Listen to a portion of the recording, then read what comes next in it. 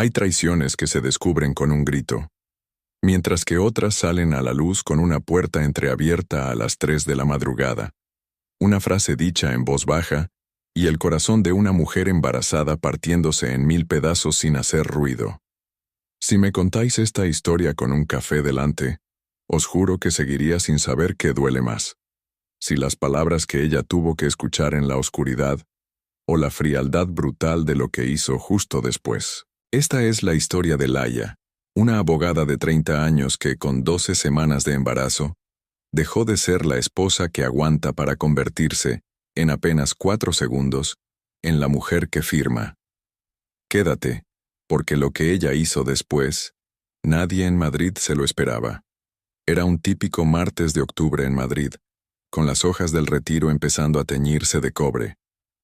Laia Vidal salía del juzgado con los tacones repicando contra el mármol, llevando una sentencia favorable en el maletín y esa sensación tibia de quien ha vuelto a ganar. A sus 30 años, ya era socia junior en uno de los despachos más temidos del Paseo de la Castellana e intocable en derecho de familia. Entre sus colegas era famosa por argumentar como si llevara siglos haciéndolo, e incluso por sonreír mientras destrozaba a la parte contraria.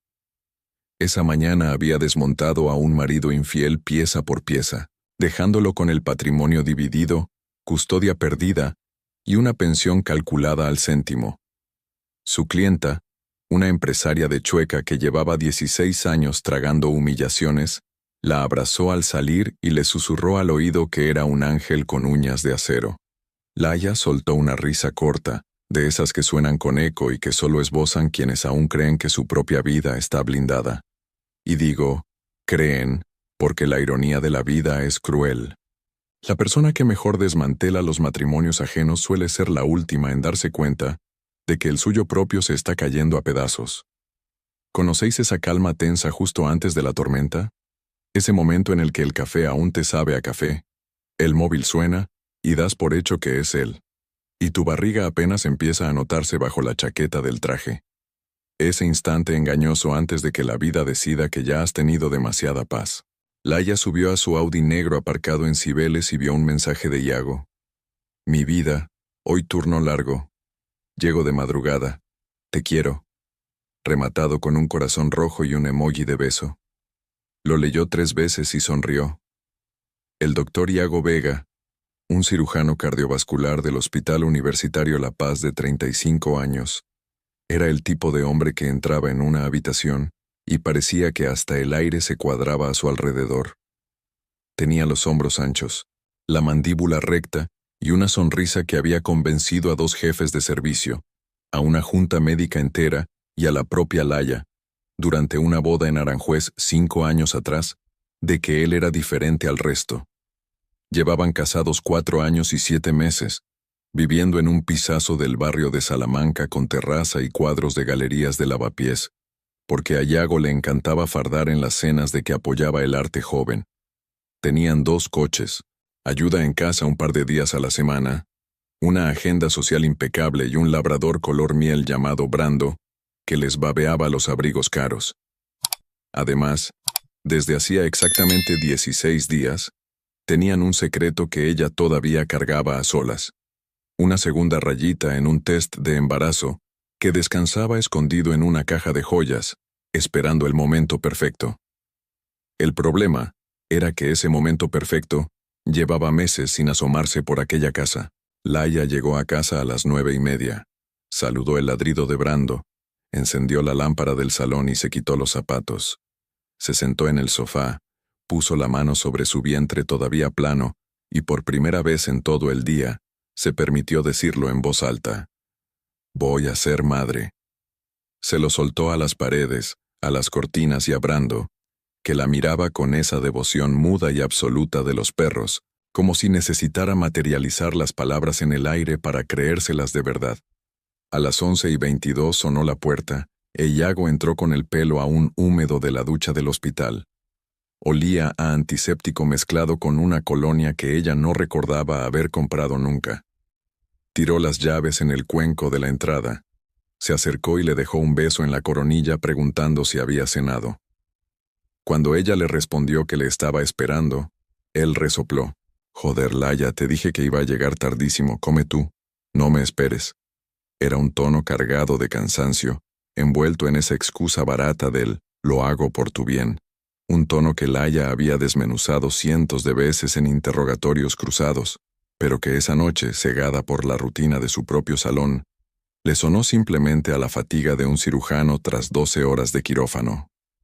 Visto desde fuera, cualquiera de nosotros ya habría hecho saltar las alarmas al notar ese olor a colonia extraña, o esa actitud a la defensiva, pero cuando estás metida hasta el fondo en tu propia historia, el instinto a veces decide mirar hacia otro lado. Le pidió que se sentara un momento, pero él insistió en que necesitaba una ducha. «¿Te has duchado en el hospital?» «Lo huelo», replicó ella. Él se quedó congelado durante medio segundo, solo medio, antes de desenfundar esa sonrisa de cirujano que lo controla todo y sentarse, preguntando, «¿Qué pasa, abogada?» Laia abrió la caja de joyas, sacó el test y lo depositó sobre la mesa baja, justo entre las copas vacías de la noche anterior. Iago lo miró, frunció el ceño y tardó en procesarlo hasta que logró articular un «¿Estás?» Ella le confirmó que estaba de 12 semanas y que la doctora Sandoval se lo había corroborado el día anterior. Y entonces, Iago hizo exactamente lo que haría un marido enamorado. La envolvió en un abrazo, le besó la frente, le susurró que iban a ser padres y que no se lo podía creer, le acarició el pelo y le pidió perdón por sus horas de llegada.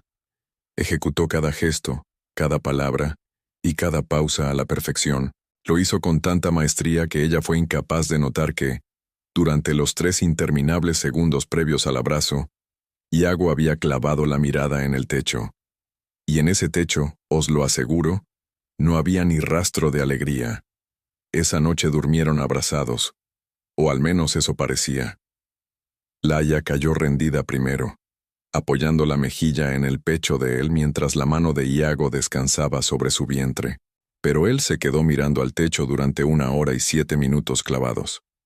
A las 2:14 de la madrugada, se deslizó fuera de las sábanas con un cuidado exquisito, caminó hasta la cocina, desbloqueó el móvil y le mandó un mensaje escueto a un contacto guardado como Servicio La Paz, urgencias. El texto decía, «Mañana hablamos. Surgió algo». Brando levantó la cabeza desde la alfombra para mirarlo, pero Iago le mandó callar llevándose el dedo a los labios. Volvió a la cama y se quedó dormido en apenas 4 minutos. Mientras tanto, Laia seguía soñando con la mano protegiendo su barriga, imaginando nombres que aún no había elegido. Y mañana. Mañana sería el día en que, como ella misma pensaría semanas después cuando ya las cenizas no se podían recoger, empezó realmente la verdadera pesadilla. Os voy a contar una cosa de las mujeres embarazadas porque me parece importante decirlo. El cuerpo de una mujer en estado huele cosas que antes le pasaban desapercibidas. Nota cambios de temperatura que antes le daban igual y detecta tonos de voz, microexpresiones y ausencias mínimas. Es un radar biológico en estado de alerta máxima, porque está protegiendo a alguien. Por eso me revienta cuando la gente suelta el típico comentario de «es que las embarazadas se ponen muy intensas». Lo que pasa en realidad es que una mujer encinta desarrolla una visión de rayos X. Mi propia madre siempre cuenta que, cuando me esperaba a mí, supo 2 semanas antes que mi padre le había mentido sobre un viaje a Barcelona. ¿Y sabéis cómo lo descubrió? Simplemente por cómo olía el cuello de una de sus camisas. 3 semanas después del positivo, los turnos de Iago cambiaron radicalmente. Cariño, me toca rotación de madrugada hasta finales de mes. Quirófano nocturno. Lo siento. Laia, que estaba sentada a la mesa del desayuno, levantó la mirada del informe que estaba revisando y le preguntó si iba a ser así durante todo el mes. «Es que ha bajado uno del equipo», se excusó él. «Pedro, el de Sevilla, está de baja por lo de la rodilla y yo soy el más nuevo». «Tú llevas 4 años en La Paz, Iago. De nuevo tienes poco», replicó ella. Se hizo una pausa, seguida de una sonrisa seductora. «Vale, A lo mejor no el más nuevo, pero sí el que menos jaleo monta, que es peor. Laia se rió de verdad. Le besó la mano por encima de la mesa y aceptó su versión sin rechistar. A partir de ese día, Iago salía de casa a las 9:30 de la noche y volvía a las 7:30 de la mañana, así que apenas se cruzaban en el pasillo. Él le besaba el pelo mientras le decía, «Descansa, embarazada mía», y se metía directo en la ducha, justo cuando ella salía pitando hacia el despacho. La cama se quedaba siempre caliente, pero desoladoramente vacía. A las 2 semanas, Laia notó el primer detalle inquietante. Una mañana, al ir a mover el coche de él en el aparcamiento del edificio, encontró un pelo largo, oscuro y ondulado sobre el reposacabezas del copiloto.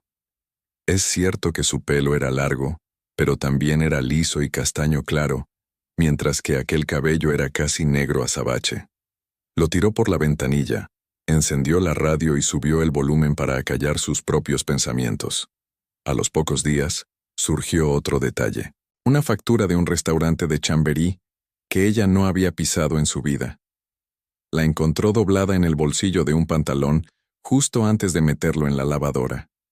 Marcaba una cena para 2 con 5 copas de vino, fechada un lunes a la 1:30 de la madrugada. «Oye, Iago, ¿estuviste el lunes en el Argonauta?», preguntó ella como quien no quiere la cosa. Él dudó un segundo antes de responder.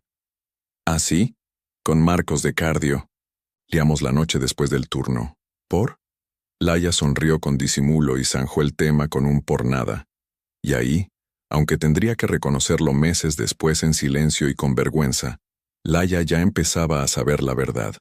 Su intuición se despertaba de golpe, sintiéndolo en la boca del estómago y activando ese radar biológico del que hablábamos antes. Pero el cerebro de una mujer enamorada es un órgano extraño, porque construye explicaciones para todo. Es capaz de transformar un pelo negro en una compañera del coche compartido, una factura sospechosa en una simple cena entre colegas y una ducha de las 7:30 de la mañana en puro cansancio, en lugar del ritual desesperado para limpiar la culpa de otro cuerpo. Y seamos sinceras, todas las que me escucháis sabéis de sobra que es muchísimo más fácil mentirse a una misma y ponerse una venda en los ojos que aceptar que el hombre con el que duermes cada noche hace tiempo que dejó de ser el que te hizo aquellas promesas. La segunda grieta profunda llegó un jueves. Laia tenía cita en la clínica con la doctora Sandoval para la primera ecografía importante, la de las 15 semanas, donde por fin iban a escuchar el latido del bebé en directo. Le había pedido a Iago que la acompañara con 3 días de antelación, y él aceptó. Se puso un recordatorio en el móvil e incluso le besó el cuello antes de marcharse. A las 9:42 de la mañana, Laia estaba sentada en la sala de espera con el abrigo en el regazo y el móvil temblándole en la mano. Pasaron las 9:53, las 10 en punto, las 10:05. Y entonces le mandó un mensaje a Iago. «¿Estás de camino?». A las 10:14 apareció el maldito doble check azul, pero sin respuesta. Finalmente, a las 10:22, llegó el mensaje de Iago. «Mi vida, perdóname. Acaban de meter una urgencia. Imposible salir. Llámame cuando termines. Te amo. Y al peque también». Laia lo leyó, asintió a la nada en la sala vacía, guardó el móvil, y justo en ese instante la enfermera la llamó. Entró sola al box, se tumbó en la camilla en soledad, y la doctora le aplicó el gel frío. Y entonces, en el monitor, apareció algo que la desarmó por completo. Un latido rápido, firme y terco que confirmaba que su hijo estaba vivo y completamente saludable. Laia, una mujer de hielo que no había derramado una sola lágrima ni en el funeral de su propio abuelo, se echó a llorar como si llevara meses tragándose un océano entero. La doctora le tendió un pañuelo y la intentó consolar diciendo que «suele pasar, es la primera vez que los oís en directo». Laia asintió fingiendo que le daba la razón, aunque en el fondo sabía que su llanto venía de otro lado. La cruda realidad era que en ese cuarto, con el compás de la vida de su hijo rebotando en las paredes, comprendió por primera vez, sin excusas ni paños calientes, que el padre de la criatura no había querido estar ahí para escucharlo. Y fue justo en ese instante cuando empezó a hacerse una pregunta muy peligrosa. Aquella misma tarde, ya de vuelta en el despacho, abrió un cajón que llevaba un par de años cerrado a cal y canto, sacó una agenda vieja y buscó un nombre hasta que dio con él. Felipe Aranguren, cirujano de La Paz, y su número de móvil. Un nombre que ella había intentado borrar de su vida hacía años, pero que la memoria muscular de su instinto había conservado bajo llave por si acaso. No llegó a llamarlo. Todavía no. Pero se quedó clavada mirando esos números durante un rato larguísimo, antes de volver a cerrar la libreta, cerrar el cajón de golpe y sumergirse de nuevo en sus informes legales. Y así continuó fingiendo, tanto ante el espejo del baño, como ante el pobre Brando, su madre por teléfono y hasta consigo misma, agarrándose a la falsa ilusión de que aquel matrimonio aún tenía arreglo. Antes de entrar de lleno en esta escena, hay una cosa que tengo que confesaros. Yo no creo en las casualidades, sino más bien en los cuerpos que saben la verdad mucho antes de que la cabeza esté dispuesta a aceptarla. Y la noche que os voy a contar es exactamente eso, el cuerpo de Laia arrastrándola hacia el único sitio donde su mente se negaba a ir. Eran las 2:39 de la madrugada del primer viernes de noviembre, y Madrid estaba empapado porque había estado lloviendo intermitentemente. Las farolas reflejaban charcos largos en la calle Velázquez, mientras Laia, que llevaba 2 horas dando vueltas en la cama sin poder conciliar el sueño, decidió levantarse. Se puso una sudadera enorme de Yago encima del pijama. Bajó a la cocina y se calentó un poco de leche. En medio de ese silencio, sosteniendo el cuenco humeante y con Brando mirándola desde la alfombra, sintió un vuelco en el estómago inexplicable, un calor tenso en la nuca y las palmas de las manos heladas. Era una punzada visceral que mezclaba el instinto de protección, pura intuición y un presentimiento de que algo iba muy mal. Sin darle muchas vueltas, pensó que iría al hospital a llevarle la cena y darle un beso de buenas noches, convencida de que al día siguiente se reiría de su propia paranoia. Así que calentó el guiso de la noche anterior en el microondas. Lo preparó en un tupper con un buen trozo de pan, metió todo en una bolsa de tela y cogió las llaves del coche. Se abrochó un abrigo largo sobre el pijama, le dio un beso en la cabeza a Brando, que soltó un ladrido muy bajito, y salió por la puerta. Cualquiera que haya conducido por Madrid de madrugada, sabe que tiene un silencio que no se parece al de ningún otro sitio. El asfalto brilla bajo las luces nocturnas, los semáforos cambian a verde aunque no haya ni un alma cruzando, y las farolas zumban con un zumbido eléctrico persistente.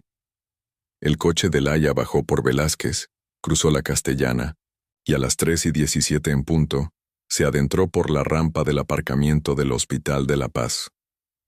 Después de 5 años de matrimonio, cenas de Navidad y fiestas de fin de residencia, ella se conocía las instalaciones de memoria, tanto que hasta Pilar, la recepcionista del turno de noche, la saludó por su nombre sorprendida.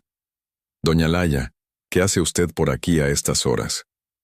Ella, esbozando su mejor sonrisa casual, le explicó que le traía la cena al cirujano que se creía capaz de aguantar toda la noche con un triste bocadillo de máquina. Pilar soltó una carcajada cómplice y le indicó que subiera a la sala de descanso del bloque quirúrgico, en la 4ª planta. El viaje en ascensor duró 4 eternas plantas hasta que las puertas se abrieron de par en par, revelando un pasillo inmaculadamente blanco que olía a desinfectante puro, iluminado por una luz fluorescente que parpadeaba al fondo. Laia caminó con sus tacones bajos, una costumbre que se había puesto sin pensar, repicando suavemente contra el linóleo. Pasó de largo por la sala de espera de familiares, que estaba totalmente desierta, y bordeó el control de enfermería donde una trabajadora dormitaba ajena, a todo apoyada en el mostrador. Al llegar al pasillo de descanso médico, se encontró con 5 puertas. La segunda, que tenía el cartel girado en ocupado, llevaba el nombre escrito a rotulador, Dr. I. Vega. Laia sonrió tiernamente, dudando entre despertarlo con un beso sorpresa o simplemente dejarle el tupper sobre la mesa escribirle una nota romántica y mandarle un mensaje desde el coche para no arruinar su descanso. Acercó la mano a la manilla, pero justo en ese milisegundo, escuchó la voz de su marido en el interior. Sonaba susurrada, pero lo suficientemente nítida como para paralizarla en seco. Martina, en serio, eres muchísimo mejor que ella, no tiene comparación. Laia se quedó de piedra. Su mano flotaba a centímetros del pomo y la bolsa de tela colgaba inerte de su codo, mientras el bebé que llevaba dentro seguía durmiendo en aguas calientes, completamente ajeno a que su mundo se acababa de hacer añicos. Entonces le respondió una voz de mujer joven, acompañada de una risa seductora y grave. «¿Y aún así sigues durmiendo en su cama, Iago?» Él no dudó. «No por mucho tiempo más, te lo prometo. Ven aquí». Tras esa brutal declaración, solo se escuchó el roce urgente de la ropa, seguido por un par de gemidos ahogados que delataban un choque de bocas. Laia, movida por un masoquismo inconsciente, empujó la manilla un solo centímetro, lo justo y necesario para que la puerta cediera en silencio y dibujara una rendija letal. Y entonces lo vio con sus propios ojos. Iago estaba recostado en el sofá pequeño de la sala, con la bata blanca abierta de par en par sobre los hombros. Encima de él, montada a horcajadas, había una mujer de pelo negro, largo y ondulado, exactamente el mismo pelo oscuro que había encontrado en el coche, con el uniforme azul clarito de enfermera a medio bajar. Las manos de Iago agarraban con fuerza la cintura de la chica, mientras se devoraban en un beso largo y hambriento, como si llevaran semanas practicándolo a escondidas, comportándose como si esa sala del hospital fuera su picadero personal. Laia dejó de respirar durante 6 interminables segundos, y de repente, su propia mano traidora retrocedió, permitiendo que la puerta volviera a encajar en el marco. Lo hizo con un cuidado absurdo, ridículo y tremendamente doloroso, casi como si todavía sintiera la necesidad de proteger a su marido y evitar que se enterara de que su esposa embarazada le había llevado la cena. Ese instinto estúpido de cerrar la puerta sin hacer ruido. Ese gesto lo conocemos todas. Es el último acto de piedad de la mujer que todavía se creía esposa. Porque, os doy mi palabra, la mujer que dio media vuelta y empezó a alejarse por ese pasillo aséptico ya era una persona completamente distinta. Caminó como un autómata hasta el ascensor, pulsó el botón y entró. Fue justo al cerrarse las puertas, cuando vio su propio rostro desencajado reflejado en el espejo del fondo, que las rodillas le fallaron por completo. Se apoyó contra el metal frío y deslizó su cuerpo lentamente hasta quedar sentada en el suelo de la cabina, abrazando el tupper caliente entre las piernas y clavando la mano izquierda sobre su vientre. Una avalancha de hielo absoluto la sepultó. Un frío glaciar que nacía desde lo más profundo del pecho y le congelaba las venas, dejándola hueca por dentro. Y fue en ese pozo helado donde una frase entera se formuló en su cabeza, redactada con la frialdad implacable de un escrito judicial. Voy a destruirlo, y lo voy a hacer con elegancia. Cuando el ascensor llegó a la planta 0, Pilar levantó la vista desde la recepción y, alarmada, le preguntó si se encontraba bien. Laia se puso de pie, se alisó las arrugas del abrigo y, tirando de un autocontrol sobrehumano, sonrió. Estaba durmiendo. No he querido despertarlo. Mintió con una naturalidad pasmosa. La recepcionista suspiró admirada. Vaya hombre con suerte tiene usted. Laia ni siquiera parpadeó. Sí, Pilar. Vaya hombre con suerte tengo. Salió al exterior y dejó que el frío de la madrugada le abofeteara las mejillas. Cruzó el asfalto del aparcamiento, se encerró en el coche y dejó el tupper abandonado en el asiento del copiloto. Solo entonces apoyó la frente contra el volante y lloró con la boca abierta, ahogando los sollozos y soltando todo el dolor durante exactamente 4 minutos, ni un segundo más, porque a partir del minuto 5 iba a ponerse a trabajar. Al 4 minuto y 17 segundos, agarró el móvil y buscó el contacto que llevaba 2 años cogiendo polvo en su memoria. Felipe Aranguren. y pulsó el botón de llamada. Felipe Aranguren vivía en un pisito en el barrio de Chamberí, concretamente en la calle Trafalgar, segundo derecha, justo enfrente de una panadería que levantaba la persiana a las 5:30 de la mañana. Tenía 33 años, acababa de ser nombrado jefe adjunto de cirugía torácica en La Paz, y, a las 3:29 de la madrugada, dormía a pierna suelta con el móvil descansando en la mesilla, programado en no molestar, excepto para sus contactos favoritos. En esa lista VIP solo había 3 números: el de su madre, el de su hermano mayor y un tercero que llevaba 2 largos años sin iluminar la pantalla. Pero a las 3:29, ese tercer número sonó. Felipe abrió los ojos de golpe y tardó apenas un par de segundos en ubicar dónde estaba y qué ocurría. Miró la pantalla del móvil, leyó el nombre y se quedó congelado. Laya. Se incorporó de un salto, agarró el teléfono y descolgó sin atreverse a respirar. ¿Laya? Al otro lado de la línea. El silencio pesaba toneladas. Lo único que le llegó fue el eco de una respiración entrecortada, el sonido inconfundible de una mujer intentando tragarse las lágrimas y fracasando en el intento. «Laya, ¿dónde estás?», repitió él. «Felipe», murmuró ella, y la voz se le quebró en la primera sílaba. Felipe, movido por un resorte automático, ya estaba intentando meterse en los pantalones con una sola mano mientras sostenía el móvil con la otra. «Dime dónde estás. Felipe, perdóname. Laya, perdóname, por favor. Tenías razón en todo. Y yo te eché de mi vida como una completa imbécil. Y ahora no tengo a nadie a quien llamar». Felipe cerró los ojos y apoyó la frente contra la madera fría del armario. Tardó un segundo en contestar. Y ojo, no fue por orgullo, sino por puro dolor. Ese dolor sordo y antiguo que llevaba 2 años pudriéndolo por dentro, el mismo que lo había obligado a largarse de Madrid un tiempo simplemente para no cruzársela.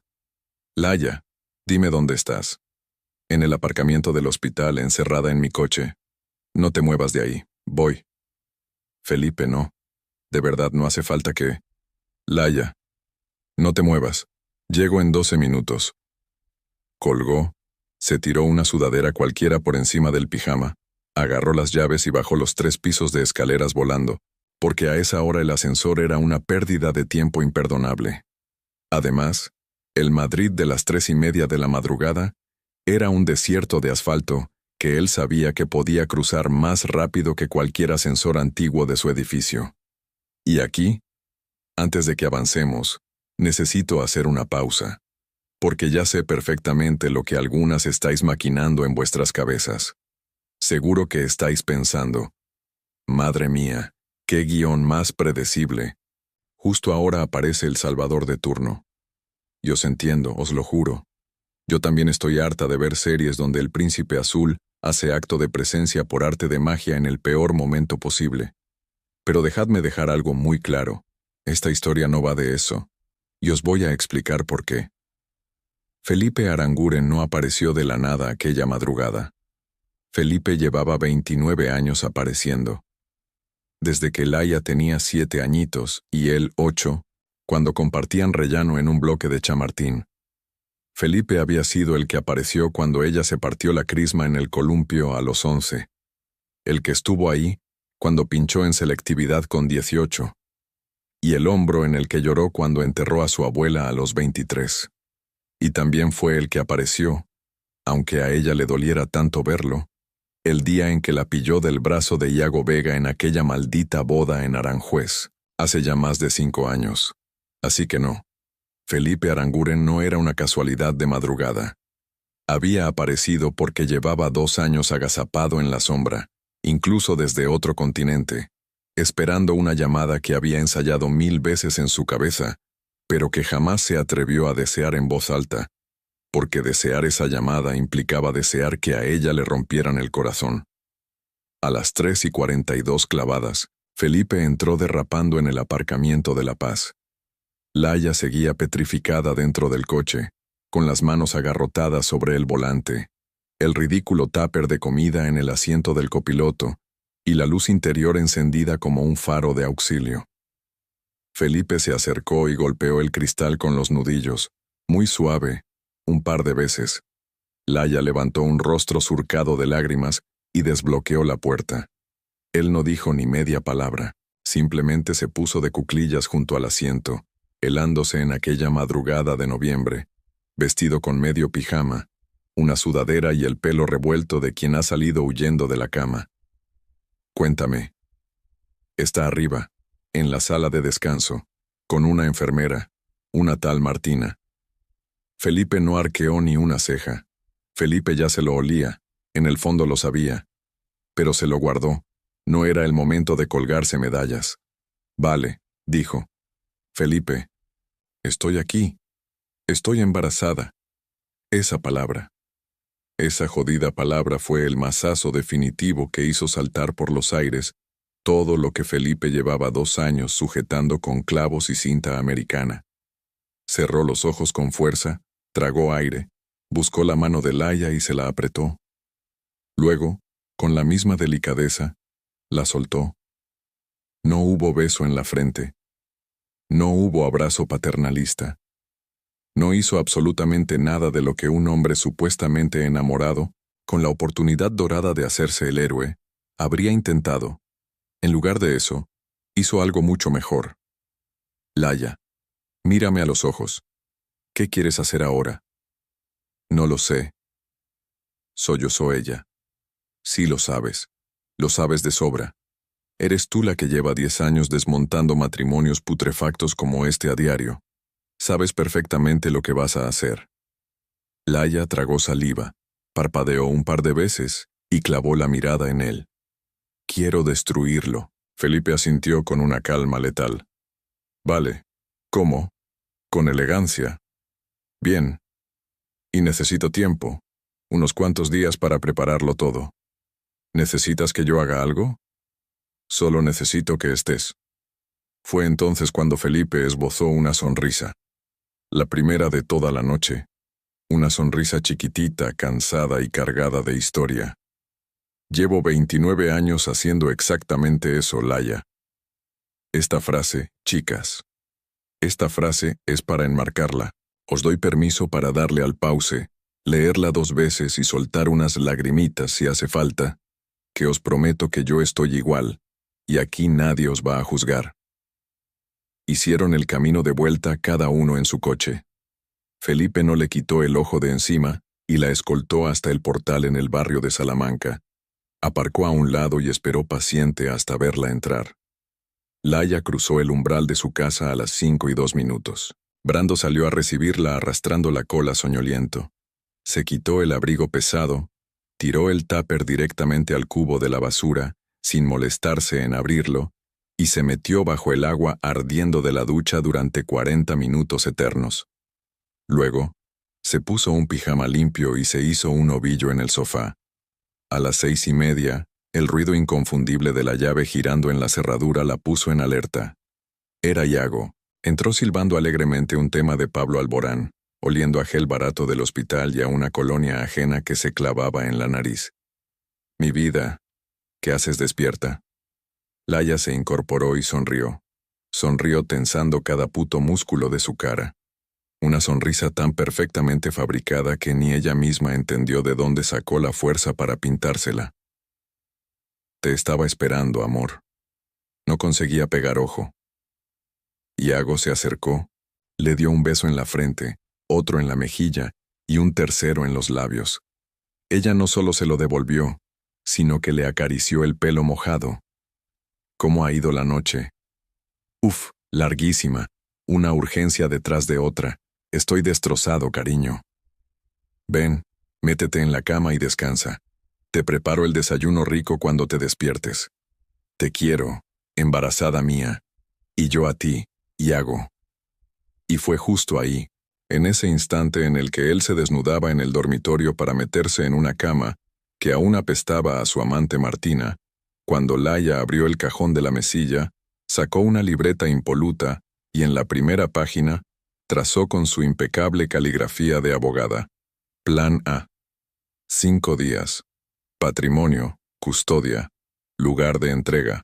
Y debajo, remarcado con 2 líneas gruesas, que el día que lo descubra, no pueda hacer absolutamente nada. A las 7:30, Laia salía por la puerta rumbo al despacho. Iba perfectamente maquillada, subida a sus tacones de siempre, enfundada en su mejor traje y con una libreta letal escondida en el maletín.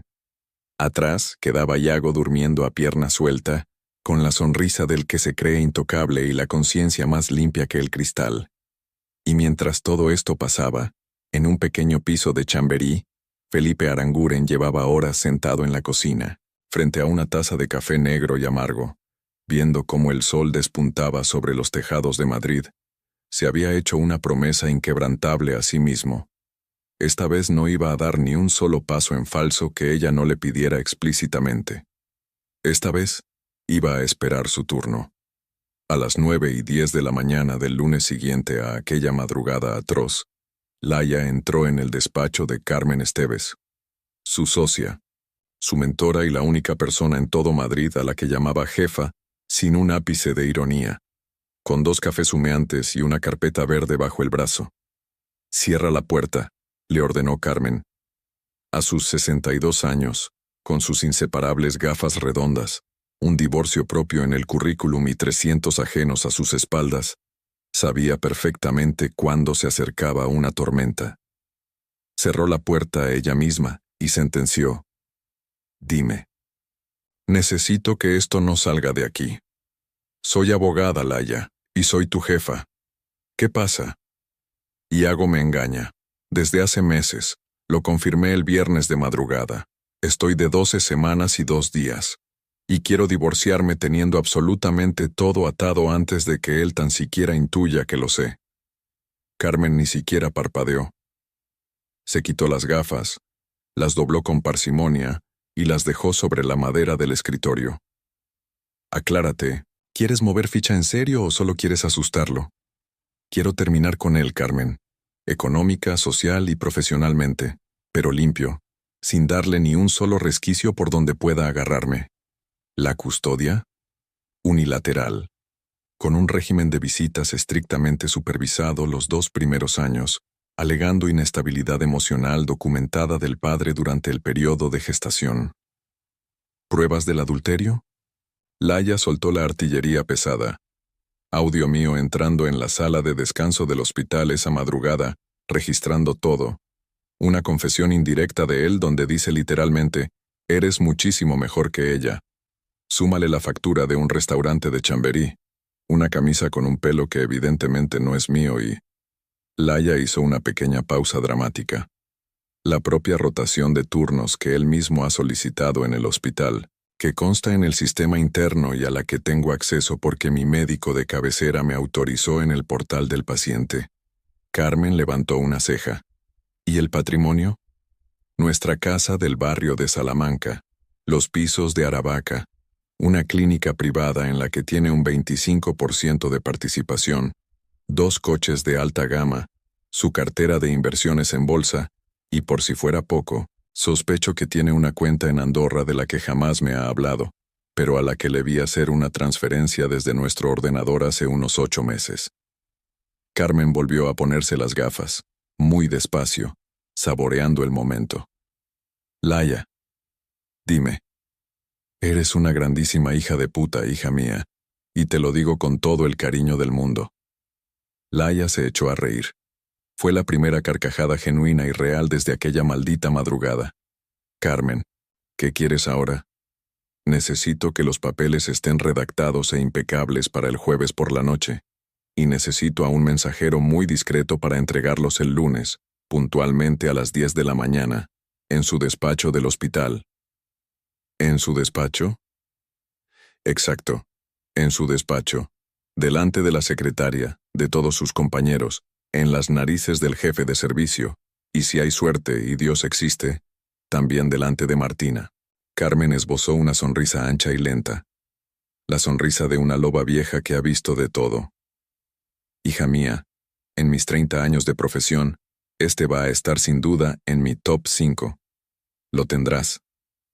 Y llegados a este punto, a ti que me estás viendo, que sé que estás ahí con el café en la mano o cenando algo rápido, te estará rondando por la cabeza. Madre mía, yo en su lugar me bajo del coche en el hospital y le cruzo la cara allí mismo. Y es normal.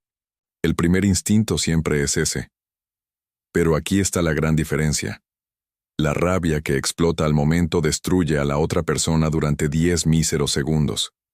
La rabia planificada, en cambio, la destruye durante los próximos 10 años. Laia, como buena estratega, eligió la segunda. Y yo, honestamente, creo que cualquiera de las dos reacciones estaría más que justificada, pero seamos sinceras. Solo una de ellas te garantiza salir por la puerta grande, y no en la página de sucesos. Esa misma semana, Laia puso en marcha 4 frentes en paralelo. El lunes por la tarde, adelantó su cita con la doctora Sandoval para conocer el resultado de la ecografía. El latido era perfecto. Era un niño. Bueno, un niño con un 90% de probabilidad, matizó la doctora. Laia salió de la consulta deshecha en lágrimas, esta vez de pura emoción, y le mandó a Felipe un escueto mensaje de 3 palabras. Es un niño. Él tardó exactamente 40 segundos en responder. Cuida de los dos. Estoy. El martes, Laia movió su segunda ficha. Invitó a la madre de Iago a comer al mítico Café Gijón. Fueron 3 horas largas de charla, regadas con vino blanco, hablando sobre la familia, los pormenores del embarazo y el futuro, hasta que entre el segundo y el tercer plato, Laia dejó caer la bomba. Sofía, sabes que te quiero como a una madre, y precisamente por eso, quiero avisarte de algo antes de que estalle todo. Tu hijo y yo vamos a tener un problema muy serio en los próximos días. No quiero que elijas y tampoco tienes por qué hacerlo, pero necesito que escuches de mi propia boca que yo jamás, pase lo que pase entre Iago y yo, te voy a separar de mi hijo. Sofía Vega, a sus 67 años y curtida por una vida entera tapando las carencias de su único hijo, la miró fijamente a los ojos.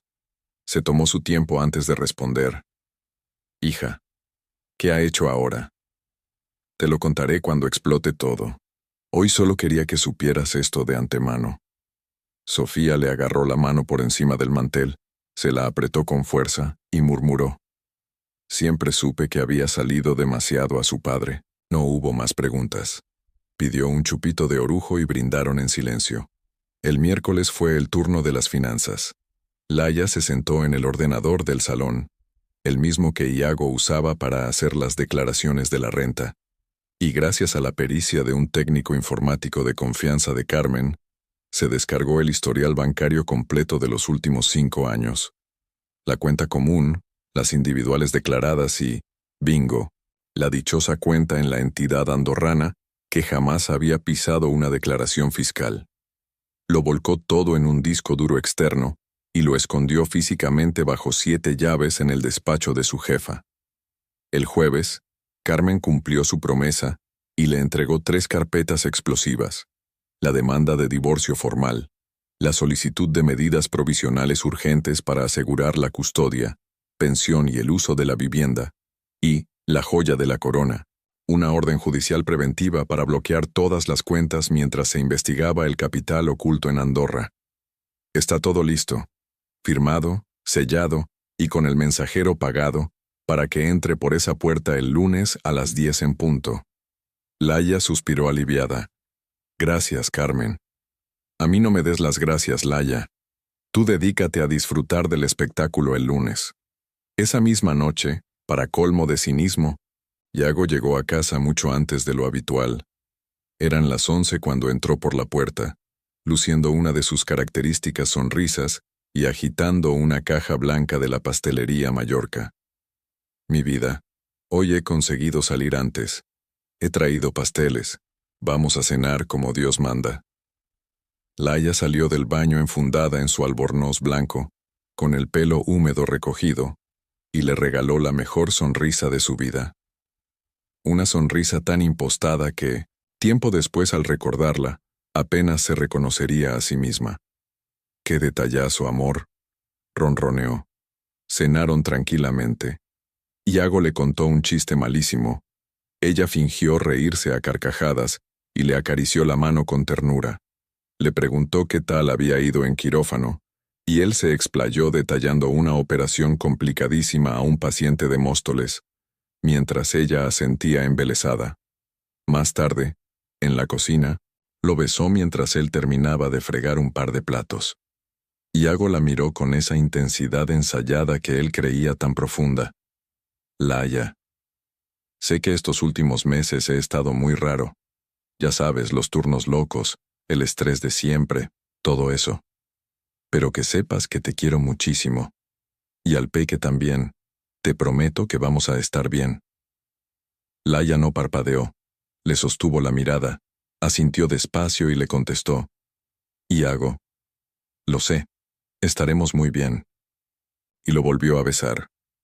Un beso largo y profundo.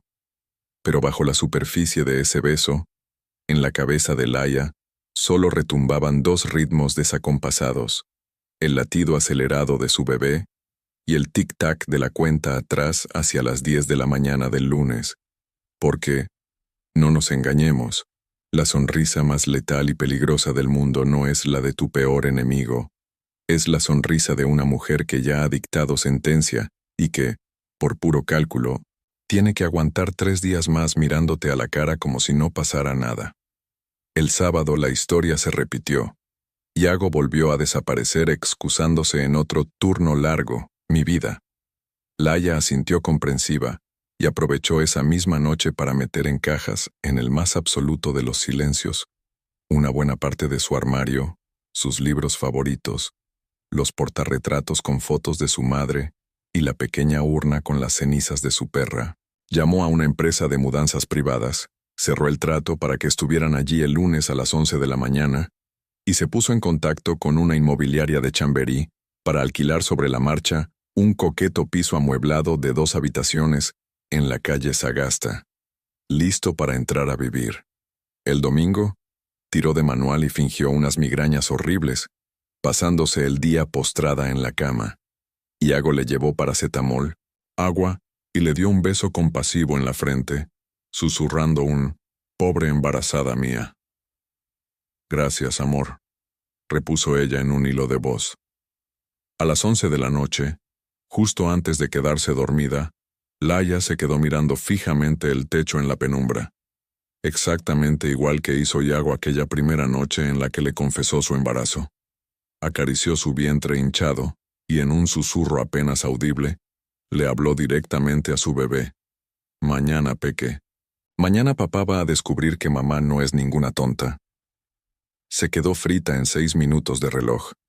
Era domingo por la noche, pasaban un poco de las 10:15, e Iago estaba repantingado en el sofá viendo un partido del Real Madrid con Brando a sus pies. Tenía una cerveza sin alcohol en una mano, mientras que con la otra acariciaba distraídamente al perro. Laia apareció desde la cocina con 2 tazas humeantes de manzanilla, se sentó a su lado y apoyó las piernas sobre las de él con una naturalidad pasmosa. «Iago, dime, mi vida. Mañana voy a estar súper liada todo el día. Tengo el cierre de un caso importantísimo, y por la tarde me quedaré con Carmen revisando documentación. Si necesitas cualquier cosa, llámame al móvil, pero que sepas que no te lo voy a coger hasta la noche. Tranquila, yo entro a las 2 al hospital, aunque tengo reunión de equipo a las 10. Reunión de equipo. Buena suerte, amor». «Gracias». La besó en la sien antes de volver a clavar la vista en la pantalla. Laia dio un sorbo a su manzanilla, miró el partido, luego miró a Brando y finalmente fijó la vista en el reloj de pared. Faltaban exactamente 12 horas para las 10 de la mañana. Llegados a este punto, sé perfectamente lo que se os está pasando por la cabeza. Os estaréis tirando de los pelos pensando, ¿pero cómo diablos aguanta? ¿Cómo es capaz de sentarse a ver un partido de fútbol al lado del sinvergüenza que la acaba de humillar de esa manera? Y la respuesta, chicas, es probablemente la verdad más triste de toda esta historia. Aguanta porque, por desgracia, ya ha tragado cosas peores. Aguanta porque cualquier mujer que ha compartido techo con un narcisista de manual durante años aprende a quedarse completamente quieta cuando la supervivencia lo exige. Y sobre todo, aguanta porque en su cabeza ya no pesan esas 12 horas de espera, sino los años que él le ha hecho dudar de su propio instinto. Esa misma noche, en ese mismo ático que él le había prometido reformar para el bebé, y que llevaba 2 años acumulando polvo y excusas, Laia hizo el amor con Iago por última vez. Se entregó despacio y con una frialdad clínica, tragándose las lágrimas y clavando la mirada en las grietas del techo para concentrarse en contar los 22 días que llevaba sabiendo la verdad. Lo hizo única y exclusivamente porque sabía que, en algún momento futuro, un juez podría llegar a preguntarle en un estrado, ¿cuándo fue la última vez que mantuvieron relaciones íntimas? Y ella necesitaba tener la sartén por el mango para poder mirar a ese juez directamente a los ojos y responder, el domingo antes del divorcio. A las 11:29, Iago cayó rendido boca arriba, con la mano pesando sobre el pecho de ella. Sin embargo, Laia se quedó con los ojos abiertos de par en par, con la mirada perdida en la lámpara apagada, hasta que dieron las 2 de la madrugada. Fue entonces cuando salió de la cama con cuidado exquisito, bajó descalza a la cocina e hizo una llamada cortísima al móvil de Carmen. ¿Todo en orden?, susurró. Todo en orden, Laia. El mensajero está confirmado para las 9:50. Llegará al control del hospital a las 9:55 y entregará los papeles en mano al doctor Vega en su mismísimo despacho a las 10 en punto, con 2 testigos presentes. Mañana, a las 10:02, serás una mujer en proceso de divorcio. Gracias, Carmen. Una cosa, Laia. ¿Vas a estar bien mañana? Laia tardó un segundo de más en responder. Voy a estar como las mujeres que aguantamos demasiado tiempo. Voy a estar bien después. Te quiero, hija. Y yo a ti. Colgó, regresó a la cama y se durmió acariciándose la barriga. Aquella noche soñó, como le confesaría a Felipe muchos meses después, que su abuela, fallecida hacía 7 años, la miraba sentada desde el banco de un parque y le decía con una sonrisa cómplice, «Hija mía, ya era hora». Mientras tanto, en la otra punta de Madrid, en aquel segundo derecha de la calle Trafalgar, Felipe Aranguren acumulaba ya 6 días de insomnio. Durante ese tiempo, su único contacto con Laia habían sido mensajes cortos, apenas 3 o 4 al día, donde él jamás presionaba y ella solo informaba de lo estrictamente necesario. Hoy he ido a la clínica, todo bien.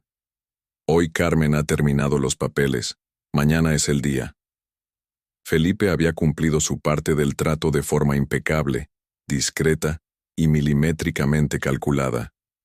El miércoles anterior había concertado una cita con el jefe de servicio de cirugía de La Paz, su superior directo, para pedirle formalmente un cambio de turno la mañana del lunes.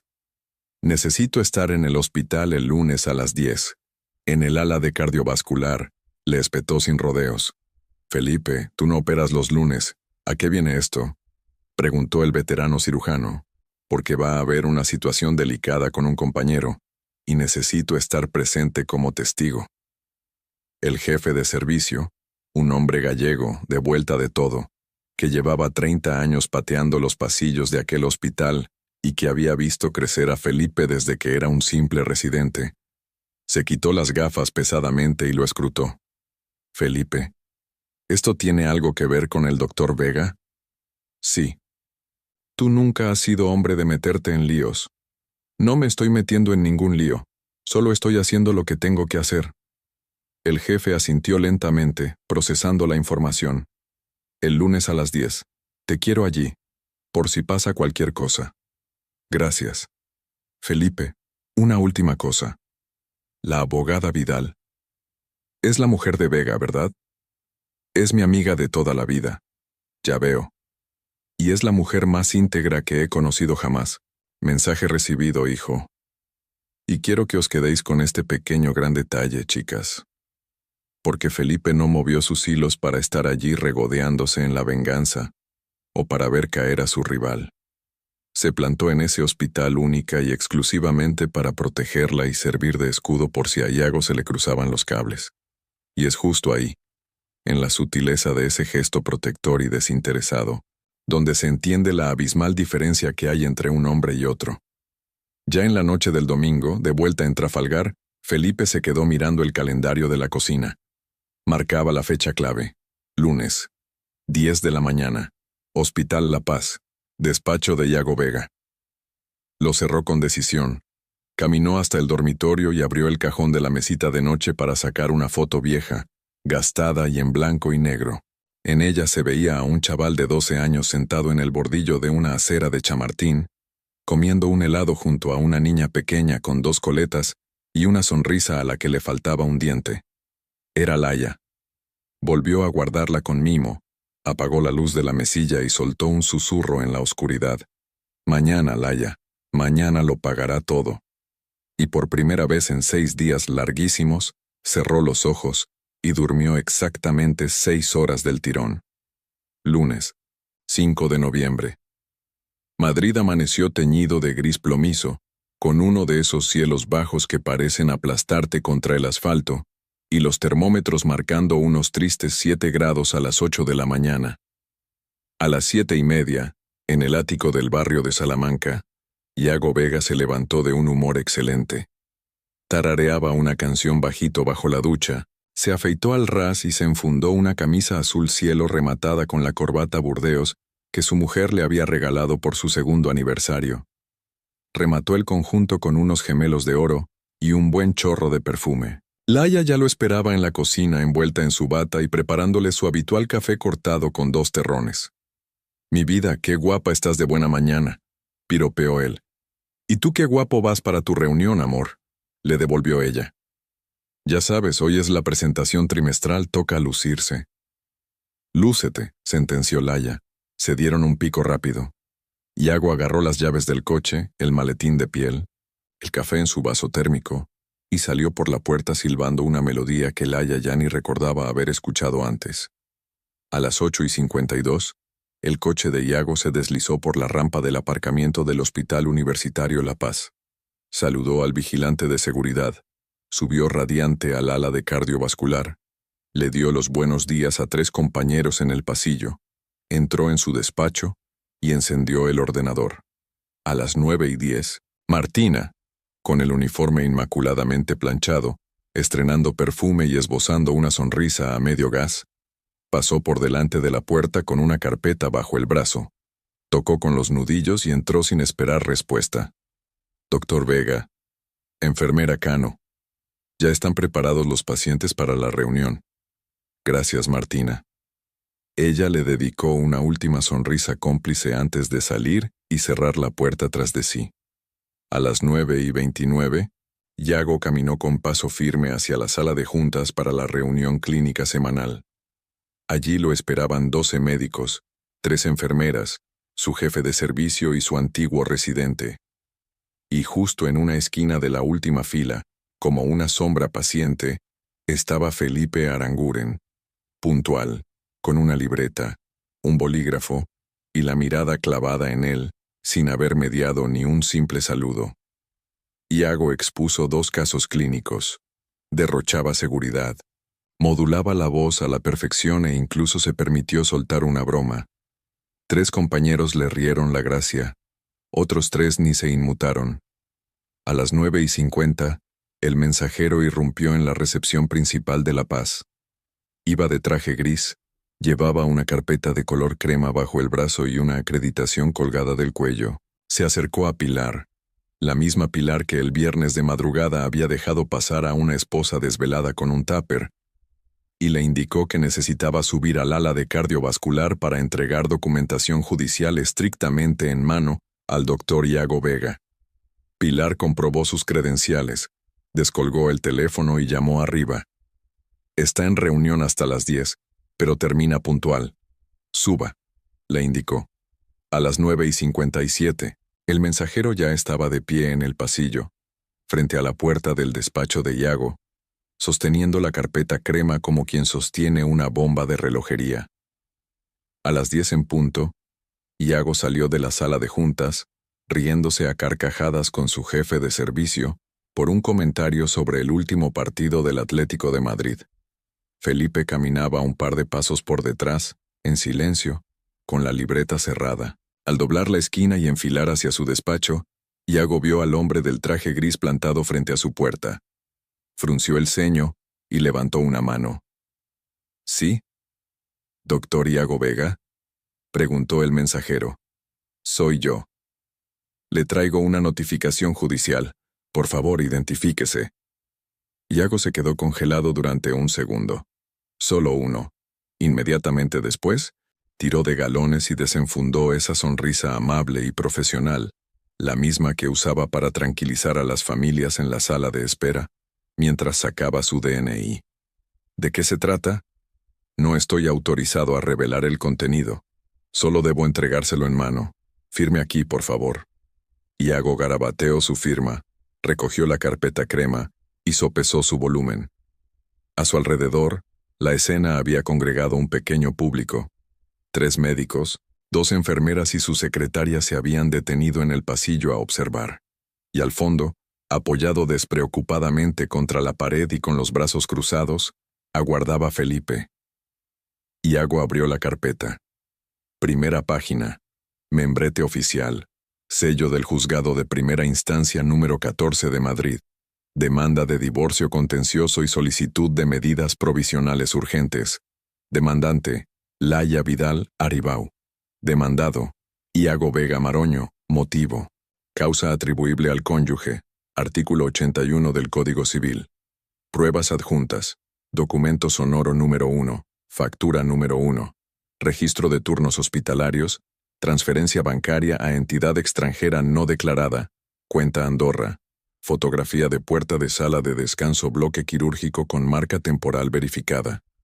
A medida que leía, la cara de Iago fue perdiendo el color, pero no de golpe, sino a oleadas, como cuando el yeso de una pared se pudre por dentro, aunque la pintura todavía intente aguantar por fuera. Pasó la página.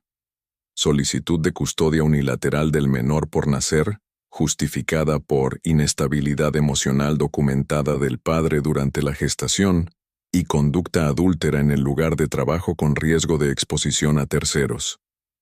Pasó otra página. Solicitud preventiva para bloquear inmediatamente todas las cuentas bancarias, haciendo mención expresa a la cuenta en Andorra. Y pasó a la última página. Era una fotografía. Una imagen de la puerta cerrada de la sala de descanso, tomada el viernes a las 3:22 de la madrugada, validada con un sello notarial digital. Y justo detrás de la foto, una hoja en blanco con una única línea de texto transcrita y en negrita. Martina, en serio, eres muchísimo mejor que ella. No tiene comparación.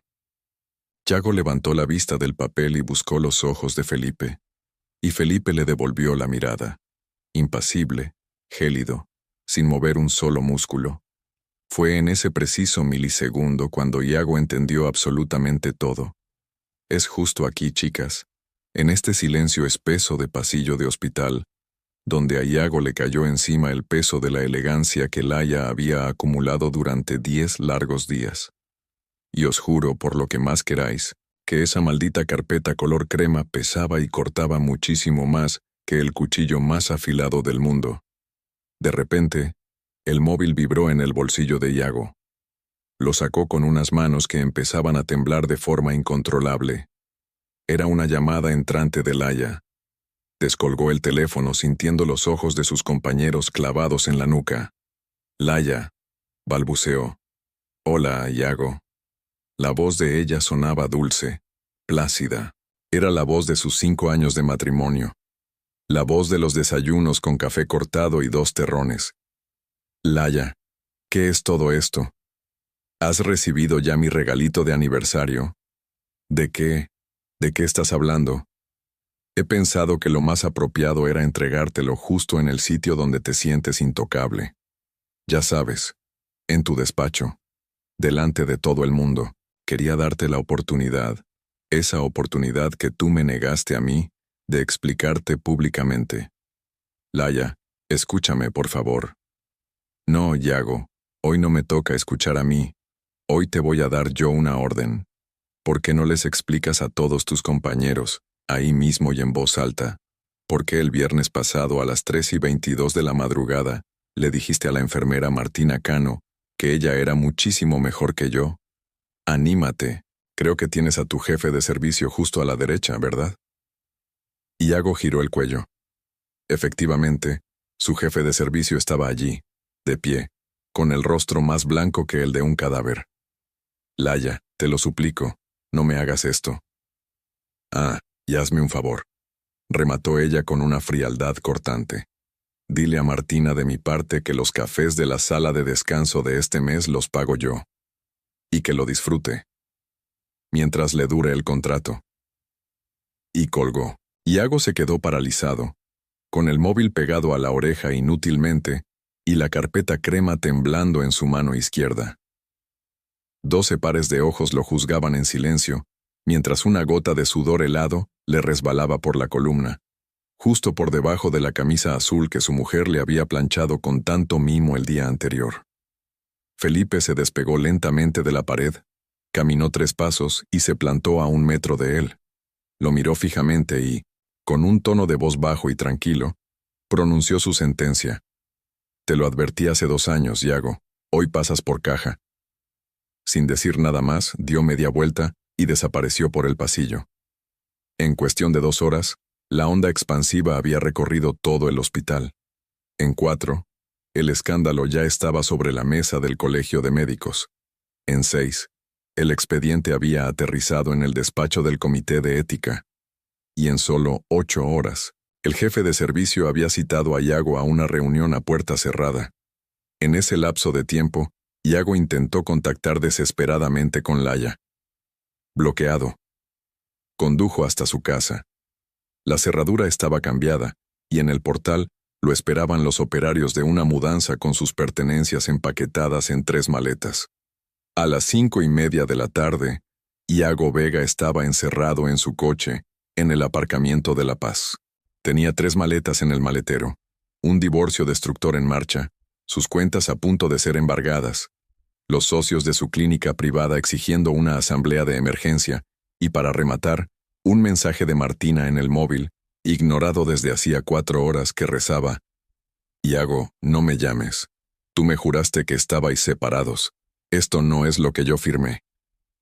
Iago hundió la cabeza en el volante y lloró. Lloró ininterrumpidamente durante 15 minutos, con el llanto torpe y ruidoso de los hombres que se creían invencibles y acaban de descubrir que no saben llorar. A esa misma hora, en un piso de alquiler en la calle Sagasta del barrio de Chamberí, amueblado, 2 habitaciones y listo para entrar a vivir, Laia Vidal vaciaba cajas. Ordenaba sus libros en las estanterías mientras le susurraba a su hijo: Hola, Peque, esta va a ser nuestra casa nueva. Te va a gustar, ya verás. Brando soltó un ladrido desde la alfombra y Laia se echó a reír. De pronto, llamaron a la puerta. Era Felipe, trayendo una bolsa caliente de la panadería y 2 cafés. ¿Puedo pasar?, preguntó. Pasa. Se sentaron en el suelo del salón rodeados de cajas de cartón y comieron en silencio durante 5 minutos. ¿Cómo estás?, rompió él el hielo. Liberada, respondió ella. Y por fin, por primera vez en 6 larguísimos meses, Laia Vidal sonrió sin necesidad de fingir. Hay hombres que, cuando la vida les tumba y pierden, saben encajar el golpe, aprenden la lección, mastican la derrota y salen al mundo siendo personas distintas y, con suerte, mejores. Y luego hay otros que, cuando pierden, simplemente se rompen en 1000 pedazos por una vieja costura que llevaba décadas mal cosida. Iago Vega pertenecía, de cabeza, al segundo grupo. Y de estos ejemplares, chicas, hay muchísimos, por desgracia. Demasiados. Seguro que todas conocéis a alguno o lo habéis visto de cerca. Os digo más. Pondría la mano en el fuego a que alguna de las que me está escuchando ahora mismo lleva años aguantando a uno. 48 horas después de que aquel mensajero dejara caer la bomba en su despacho, Iago seguía sin procesar absolutamente nada. Esa siempre fue su mayor debilidad. Y así se lo acabaría confesando a su propia madre meses después, deshecho en lágrimas en la cocina vieja de un pueblo de la sierra madrileña. El ínclito doctor Vega jamás había entendido que sus actos, en la vida real, tenían consecuencias. El miércoles intentó llamar a Laia 23 veces. Estaba bloqueado en todas partes. Así que, desesperado, marcó el número de Carmen Esteves. La abogada descolgó al tercer tono. Dígame. Carmen, soy Iago. Necesito hablar con Laia urgentemente. Doctor Vega, arrancó ella con voz de acero. Le informo de que a partir de este momento, cualquier tipo de comunicación con mi clienta se canaliza única y exclusivamente a través de este despacho. Está todo detallado en la primera página de la documentación que se le entregó el lunes. Página 2, párrafo 4. Hágase un favor y léalo cuando tenga un hueco. Carmen, por favor, es la madre de mi hijo. Doctor Vega, es la madre del hijo de mi clienta. Eso es innegociable y no se discute. Lo que sí se discute es el régimen de visitas. Y créame que lo discutiremos a fondo delante de un juez. Que tenga usted muy buenos días. Clic. Esa misma noche, Iago acabó emborrachándose hasta perder el conocimiento en un bar de mala muerte en Argüelles. Desde allí llamó a Martina 14 veces seguidas. Ella, agotada, acabó cediendo a la séptima. Iago, te dejé muy claro que no volvieras a llamarme. Martina, te necesito. No, te juro que lo iba a dejar con ella. Te lo iba a contar todo. Iago, me llevaba 6 putos meses contando el mismo cuento, y resulta que tu mujer estaba embarazada. Embarazada, Iago. Yo no quería. Cállate. Hoy he tenido una reunión de urgencia con la jefa de enfermería. Me han transferido de forma disciplinaria a las urgencias del 12 de octubre, sin referencias. Mi carrera aquí está jodida. Y la tuya, por cierto, también. Buenas noches y no vuelvas a molestarme. Clic. Iago salió dando tumbos del bar a la 1:30 de la madrugada. Paró un taxi y le dio la dirección del portal de Chamberí, en la calle Sagasta, donde, tras mucho suplicar y arrastrarse ante sus antiguos vecinos de Salamanca, se había enterado de que vivía ahora su mujer. Se tiró 10 minutos ininterrumpidos, calcando el botón del interfono, ignorando por completo que la cámara de seguridad del edificio lo estaba grabando todo en alta definición. Al no obtener respuesta, se dejó caer en el bordillo de la acera y se puso a pegar berridos en mitad de la noche. Laia, baja. Laia, joder. Baja de una puta vez.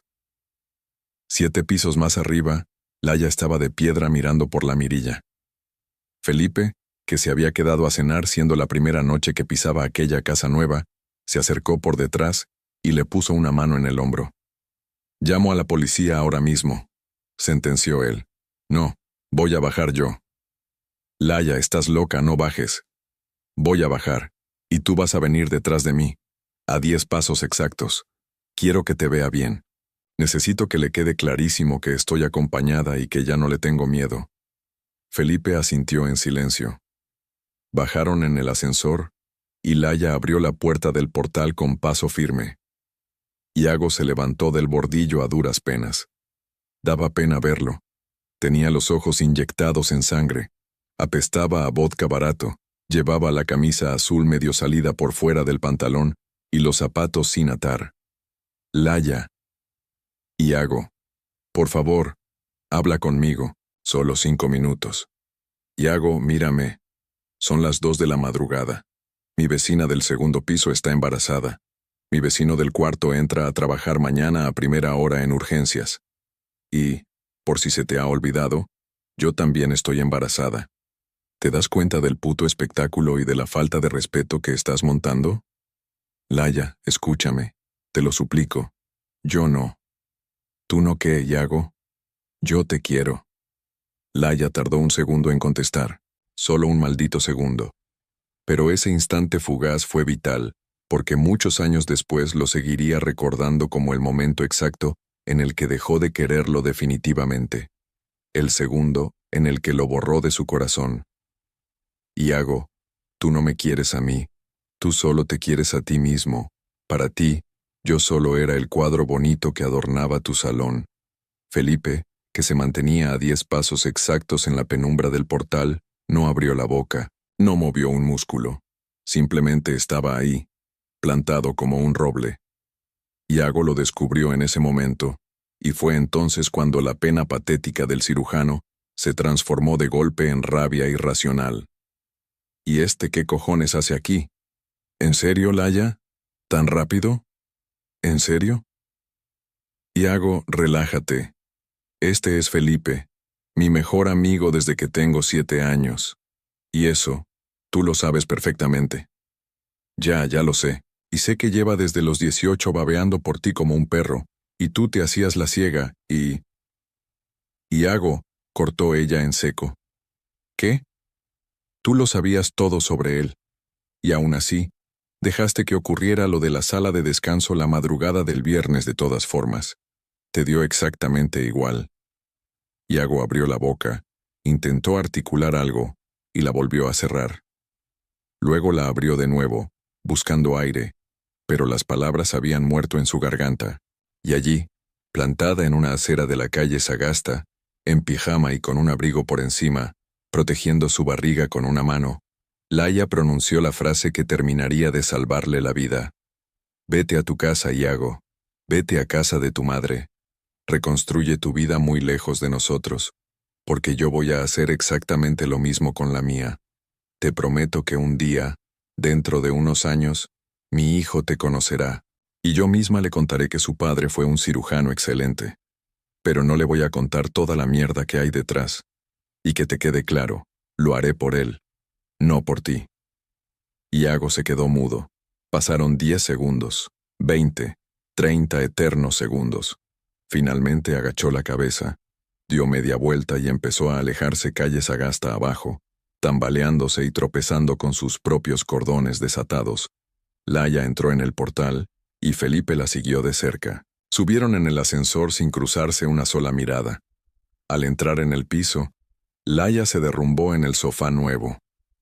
Felipe se quedó de pie bajo el marco de la puerta del salón, metiéndose las manos en los bolsillos, sin saber muy bien qué hacer consigo mismo. Laia levantó la cabeza y lo miró fijamente. Felipe. Dime. Aún no estoy lista para nada de esto. Para nada. Lo sé, Laia, lo sé de sobra. Pero algún día lo estaré, y yo también lo sé. Entonces Felipe le regaló una sonrisa chiquitita, contenida, sincera y cargada con 20 años de paciencia acumulada. Llevo 29 años esperándote, Laia. Créeme que unos cuantos más no me asustan en absoluto. Chicas, os lo digo con la mano en el corazón, la paz que transmite un hombre así, un hombre que sabe estar, que sabe esperar y que respeta tus tiempos de esa manera. Ojalá nos cruzáramos con uno de estos todos los días de nuestra vida. 3 semanas después de aquella noche, el Iago Vega intocable dejó de existir. Fue suspendido temporalmente de empleo y sueldo en La Paz por el Comité de Ética, a la espera de que concluyera una investigación interna. Acto seguido, los socios de su clínica privada le invitaron, amablemente, a vender su 25% de las acciones para no salpicar al negocio. Y aunque el bloqueo de sus cuentas bancarias se levantó a los 2 meses, tras declarar y regularizar a regañadientes la dichosa cuenta andorrana, la multa de Hacienda fue tan salvaje que se llevó por delante todos y cada uno de los ahorros de su vida. Totalmente arruinado, Iago tuvo que hacer las maletas y volver a mudarse con Sofía, su madre, a un piso de 3 habitaciones cerca de Atocha. Ella lo acogió como hacen siempre las madres de verdad, sin pronunciar jamás un «te lo dije». Le preparaba el cocido los domingos y le seguía lavando y planchando las camisas. Hasta que, una fría tarde de invierno, un mes después de la mudanza, no aguantó más y se lo preguntó. «Hijo mío, ¿tú eres realmente consciente de todo lo que has perdido?» «Sí, mamá, lo sé». «No, hijo, te engañas, no lo sabes. Empezarás a saberlo dentro de 15 años, cuando tu propio hijo te ponga excusas porque no tenga ningunas ganas de venir a comer contigo los domingos». Yago no encontró fuerzas para responder. Clavó la mirada en el plato que tenía delante y empezó a llorar muy despacio, tragándose las lágrimas en silencio.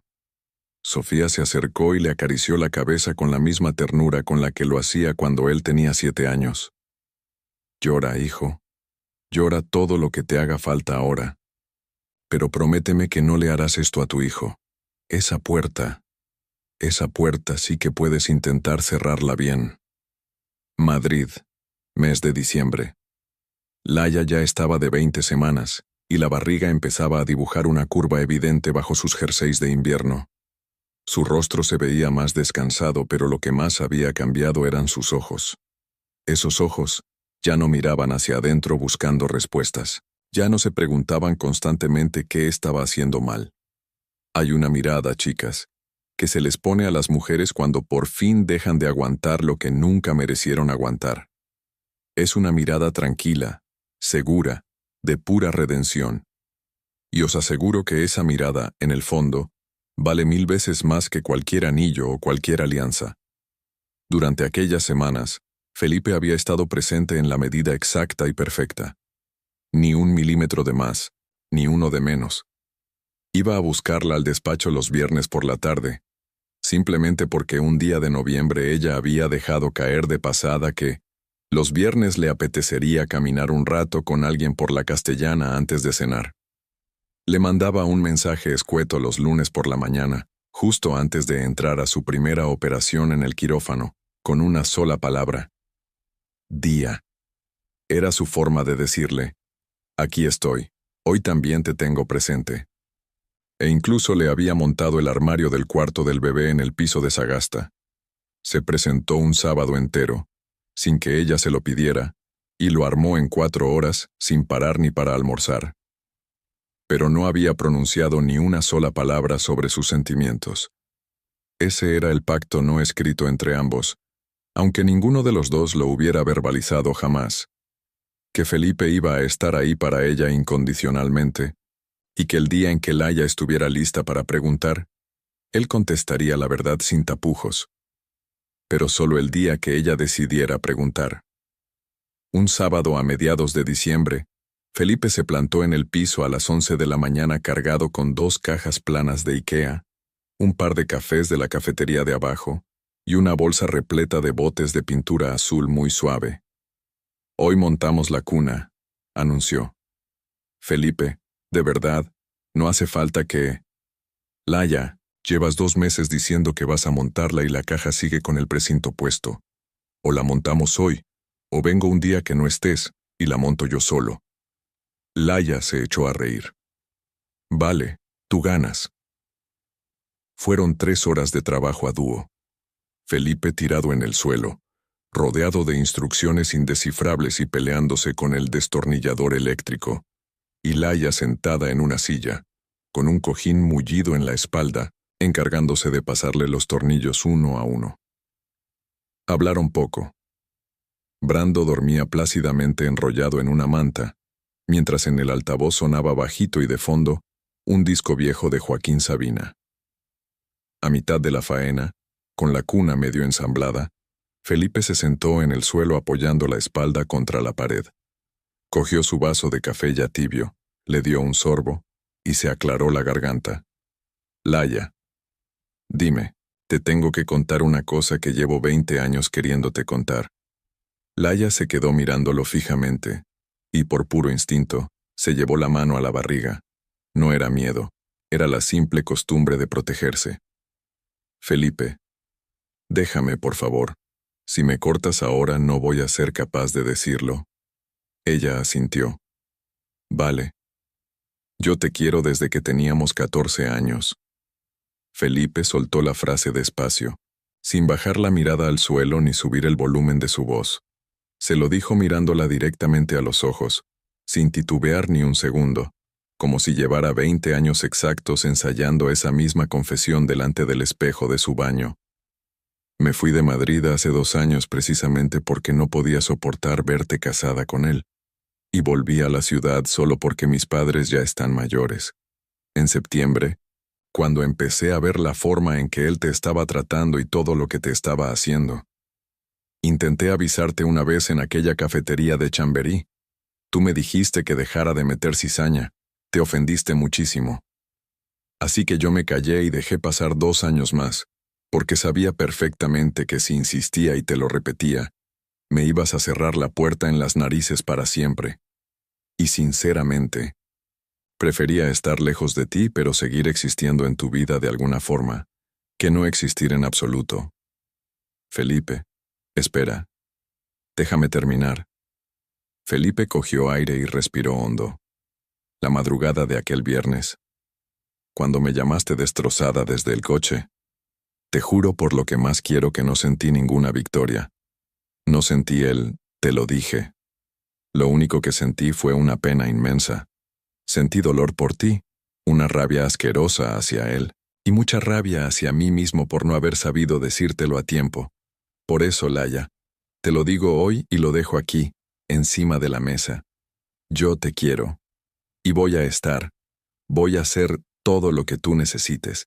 Y si lo único que necesitas es un buen amigo, voy a ser el mejor amigo que tengas. Y si algún día, un día cualquiera, sin prisas, sin demandas y sin calendarios, quieres que sea otra cosa, ahí estaré. Y si resulta que nunca quieres dar ese paso, pues ahí estaré también, montándote cunas. Laya no articuló palabra. Se levantó muy despacio de la silla y se sentó a su lado en el suelo de madera, cruzando las piernas como pudo por culpa de la barriga.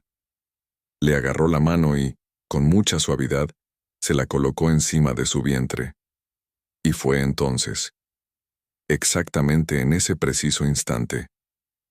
El bebé soltó la primera patada fuerte. Felipe sintió el golpe vibrar bajo la palma de su mano y se quedó congelado. Levantó la vista hacia Laya. Ella tenía los ojos empañados en lágrimas, pero le estaba regalando una sonrisa inmensa. «Hola, Peque», le susurró Felipe a la barriga con la voz rota. «Soy Felipe. Aún no soy nadie importante, pero que sepas que estoy aquí». Laya soltó una carcajada llorosa. Se rió y lloró todo al mismo tiempo mientras le apretaba la mano con fuerza. No le contestó con grandes discursos. No le dijo un te quiero ni un yo también, ni le hizo promesas de futuro. Simplemente le apretó la mano, y eso para él fue más que suficiente. Hay declaraciones de amor, chicas, que literalmente te cambian la vida para siempre. Y hay silencios que, os lo aseguro, valen exactamente lo mismo, si no más. Esta escena es de las que yo me imprimiría y me la guardaría aparte. Esa noche, Felipe se quedó a cenar. Prepararon pasta, se pusieron a ver una película y, a la mitad, él cayó rendido en el sofá. Ella le echó una manta por encima, apagó la luz del salón y se metió en su cama sola, abrazada a su barriga. Justo antes de quedarse dormida, le susurró a su hijo por última vez en el día. «Hijo, algún día entenderás que mamá tardó demasiado tiempo en darse cuenta de lo que era el amor de verdad. Y que, cuando por fin lo entendió, fue única y exclusivamente gracias a ti». Se durmió. A las 3 de la madrugada, Felipe abrió los ojos en el sofá. Brando roncaba suavemente a sus pies. La casa mezclaba el olor a comida de la cena con el perfume de la pintura fresca de la habitación contigua. Se levantó, caminó descalzo hasta la cocina, se sirvió un vaso de agua y se quedó mirando el Madrid de diciembre por la ventana, con todas las luces de Navidad iluminando las farolas de la calle Sagasta. Y pensó, «Gracias». No supo a qué o a quién iba dirigido, pero lo pensó con toda su alma. Volvió al sofá, cerró los ojos y consiguió dormir, por fin, 3 horas más seguidas. Madrid, finales de febrero. 29 semanas de embarazo. Laya cruzó las puertas del juzgado de primera instancia número 14, envuelta en un abrigo negro largo, con el pelo recogido en un moño bajo y unos sencillos zapatos planos, porque a esas alturas los tacones ya no eran una opción viable. A su izquierda, implacable como siempre, caminaba Carmen Esteves. Felipe decidió quedarse fuera, en la escalinata exterior del juzgado. No cruzó el umbral. Habían acordado que sería así, Esto era asunto exclusivo de Laia. Era su lucha, su nombre y su firma la que debía zanjar el asunto. Sala 12. Yago Vega esperaba al otro lado, escoltado por su abogado, un viejo zorro del Paseo de la Castellana contratado a precio de oro, y con su madre, Sofía, sentada en el banco del público, vestida de un gris apagado y retorciendo un pañuelo de papel en las manos. Era la audiencia final. La jueza, una mujer de unos 55 años con gafas pequeñas y gesto adusto, procedió a leer la sentencia en voz alta durante 21 minutos exactos. Las conclusiones fueron demoledoras, un auténtico repaso legal en toda regla. Se adjudicó el 70% del patrimonio común a favor de Laia Vidal Aribau. Todo ello en concepto de compensación por su dedicación al hogar, la pérdida de oportunidades profesionales derivada del embarazo, los gastos médicos asumidos en absoluta soledad y, sobre todo, como reparación moral directa por el incumplimiento de los deberes conyugales de su marido, algo que había quedado debidamente acreditado. La custodia del menor por nacer se otorgó de forma unilateral a la madre. Para el padre, se estableció un régimen de visitas estrictamente supervisado durante los 2 primeros años de vida del niño. 2 sábados al mes, durante 2 horas, y siempre en un punto de encuentro autorizado, con la posibilidad de revisar las condiciones al cumplir los 2 años, siempre y cuando no se registraran incidencias. La pensión alimenticia se ajustó milimétricamente no solo a los ingresos declarados de Yago, sino también al capital que previamente había intentado ocultar. Y el broche final, el uso y disfrute de la vivienda conjunta del barrio de Salamanca, recayó en la demandante hasta que el menor alcanzara la mayoría de edad, otorgándole a Yago un plazo máximo de 30 días para recoger sus pertenencias personales y abandonar el inmueble de forma definitiva. Yago Vega acató la sentencia en completo silencio. Su abogado, conociendo el percal, le había suplicado que no intentara recurrirla. La famosa cuenta andorrana, las grabaciones de la cámara de seguridad del portal de la calle Sagasta, dando tumbos de madrugada en pleno descontrol etílico, la transcripción literal del audio de la sala de descanso, y los demoledores informes disciplinarios del Comité de Ética del hospital formaban un muro de hormigón armado. Recurrir a aquella sentencia solo habría servido para alargar inútilmente la agonía, sumar costas judiciales astronómicas y terminar de dinamitar lo poco que quedaba de su reputación pública. Cuando la jueza pronunció la última palabra y levantó la vista, Yago buscó a Laia con la mirada. Solo fue una vez. Solo duró un segundo. Pero ella ni se inmutó. No le devolvió la mirada. Se mantuvo con la vista clavada al frente, con las manos protectoramente cruzadas sobre su barriga, escuchando con suma atención cómo una figura de autoridad le devolvía, por escrito y con sello oficial, todo ese valor y esa dignidad que durante 5 años le habían hecho creer que no merecía. Salieron a la calle a la 1:17 del mediodía.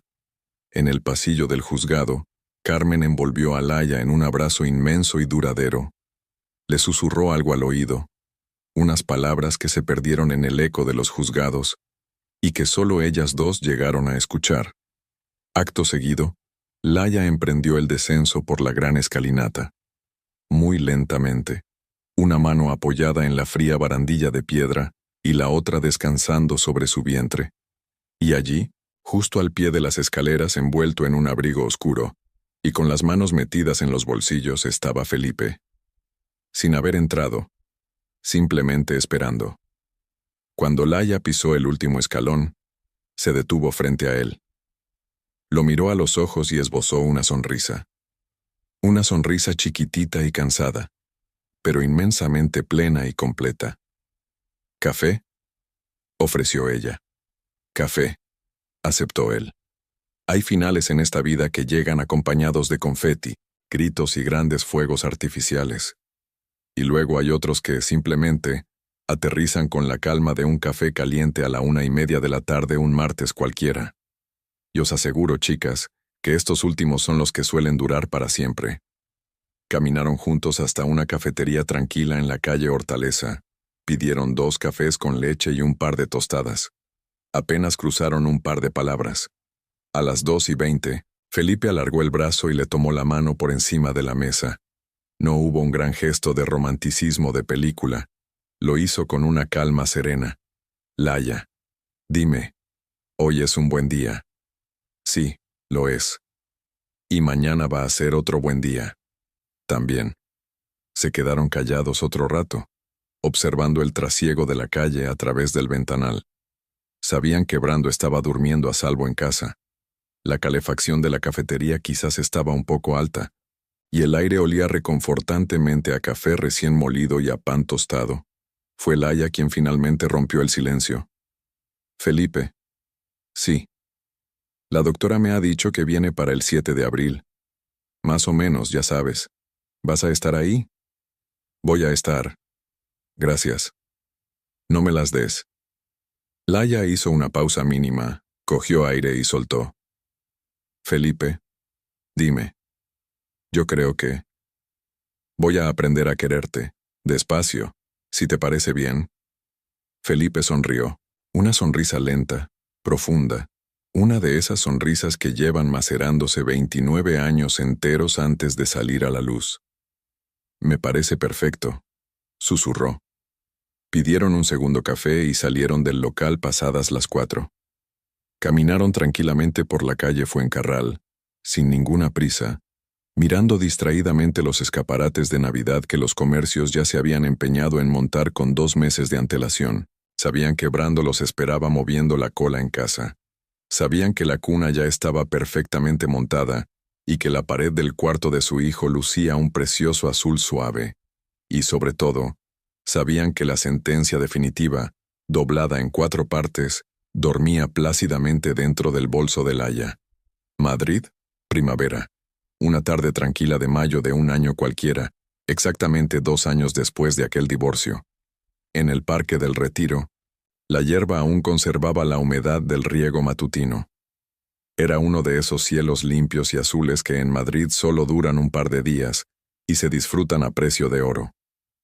Mateo Vidal Aranguren, y sí, legalmente era Vidal, porque así lo decidió su madre el día del registro civil, y porque Felipe, sin exigir absolutamente nada a cambio, firmó meses después un documento de paternidad afectiva no biológica. Corría desbocado por el césped. Perseguía una pelota de fútbol roja y a un Brando que ya estaba algo mayor, pero que le seguía el ritmo como buenamente podía. A sus 22 meses de vida, Mateo tenía el pelo castaño claro, idéntico al de su madre, y unos inmensos ojos verdes. Unos ojos que eran la copia exacta de los de un hombre que a estas alturas ya apenas aparecía en escena. Y ojo, que nadie se equivoque. No había amargura en esta parte de la historia. Yago Vega cumplía con sus 2 sábados al mes y sus 2 horas de visita en un aséptico punto de encuentro. Lo hacía con rigor y disciplina, porque había aprendido la lección a base de las hostias de la vida. Se había mudado a un piso pequeño en Atocha, logró recuperar su licencia profesional tras la sanción del comité, y ahora pasaba consulta en una discreta clínica privada de la periferia. Ya no daba grandes ruedas de prensa ni era el cirujano estrella de los congresos nacionales. No estaba en la cima, pero tampoco en la miseria. Simplemente, la vida lo había puesto en su sitio. Quien sí estaba presente en la vida de Mateo era Sofía, su abuela. Iba a ver al niño todos los miércoles sin falta a la salida de la guardería, porque Laia, demostrando una vez más la clase que tenía, le había abierto las puertas de su casa sin rencores ni condiciones. Y Sofía, que no era ninguna tonta, la quería como a la hija que nunca tuvo. Mientras tanto, en un banco del Retiro, Laia leía concentrada el denso dossier de un nuevo caso. Trabajo propio de una socia plena, título que ostentaba desde que Carmen, aquel enero, le ofreció la codirección del despacho y ella no dudó en aceptar. Levantó la vista de los folios, buscó a Mateo con la mirada y sonrió. Felipe apareció y se sentó a su lado, trayendo 2 cucuruchos de helado. Le pasó uno. Laia, dime, ¿sabes lo que estaba pensando?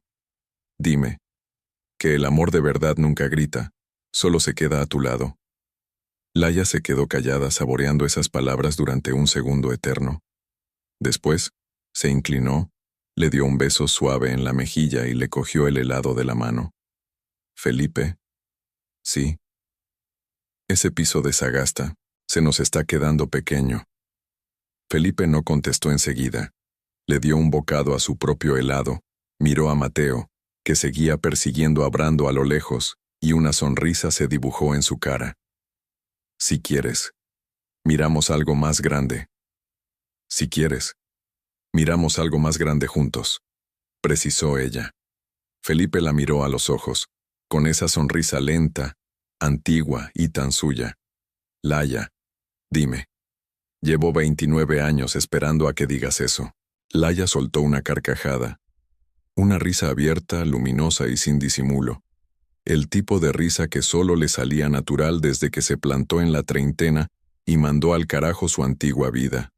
Allá a lo lejos, Mateo se tropezó y cayó al césped, pero en lugar de llorar, soltó una carcajada y se levantó él solito mientras Brando le lamía la cara de alegría.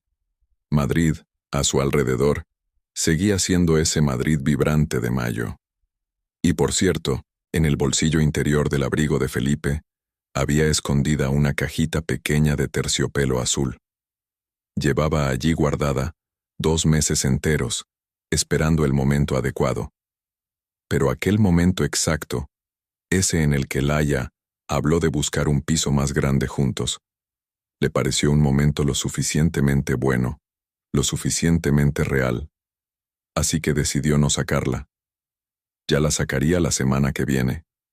O al mes siguiente, cuando tocara de forma natural, total. Por primera vez en su vida sentía que tenía todo el tiempo del mundo por delante. Y aquí termina el guión, chicas. Aunque, siendo totalmente sinceras entre nosotras, esta clase de historias no terminan nunca. Solamente cambian de capítulo. Y vosotras, que me habéis aguantado hasta aquí, hasta el final de esta historia, decidme una cosa en los comentarios. Pero, ojo, pensadlo bien, ¿eh? No me contestéis lo primero que se os pase por la cabeza. Si os hubierais visto en la piel de Laia, si hubierais escuchado esa maldita frase desde el otro lado de la puerta entreabierta de una sala de hospital, a las 3 de la madrugada, embarazadas de 12 semanas y con el ridículo tupper de la cena recalentada quemándoos en las manos, ¿qué habríais hecho? ¿Le habríais cerrado la puerta con el mismo cuidado y sangre fría que tuvo ella, aguantando el tipo 3 días para luego reventarle la vida con un mensajero y una carpeta color crema? ¿O la habríais abierto de una patada, esa misma madrugada, y le habríais montado el escándalo del puto siglo allí mismo, delante de la enfermera Martina, de sus compañeros y de todo el hospital entero si hacía falta? Yo os digo lo que habría hecho yo, y me vais a perdonar, pero yo no soy tan fina como Laia. A mí me pilla así, y la carpeta crema no hace falta, porque le tiro el guiso hirviendo del tupper por encima al doctorcito y a su enfermera, y luego llamo a recepción para que suban a limpiar. La venganza en frío está genial para el cine, pero la satisfacción de un buen grito en caliente, eso no te lo quita nadie. Os leo en los comentarios de abajo, de verdad que quiero saber de qué bando sois, y por favor, suscribíos al canal si todavía no lo habéis hecho. Aquí en Voces contamos historias como estas una vez a la semana. Historias reales, crudas, de mujeres que pasan por cosas que nadie cuenta y que, de una vez por todas, merecen tener una voz propia. Hasta la semana que viene, chicas. Cuidaos mucho. Y, sobre todo, y que esto no se os olvide nunca, escuchaos. Escuchad siempre a vuestro propio instinto.